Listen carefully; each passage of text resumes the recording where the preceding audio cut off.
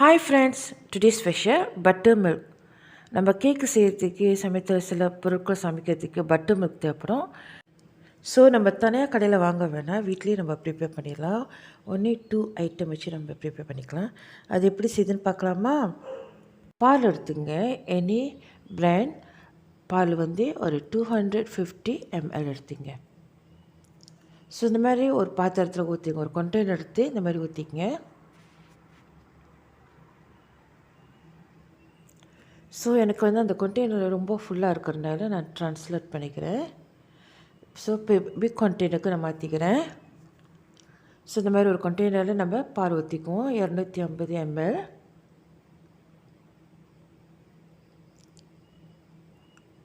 அடுத்தது இந்த பாலோடு சேர்த்து இன்னொரு ஐட்டம் நம்ம சேர்க்கணும், அதாவது எலுமிச்சைக்காய் இல்லைனாக்கா வினிகர்.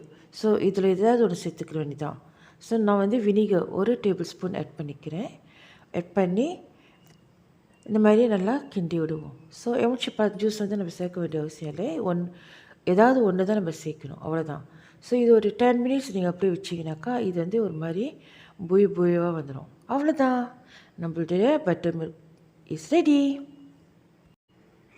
இந்த வீடியோ உங்களுக்கு பிடிச்சிச்சுனாக்கா மறக்காமல் சப்ஸ்கிரைப் பண்ணுங்கள். அப்போ தான் நான் அப்பப்போ அப்லோட் பண்ணுற வீடியோ உங்களுக்கு வந்து சேரும். Thanks for watching. God bless you all. Love you all. Take care. Bye-bye. Happy cooking.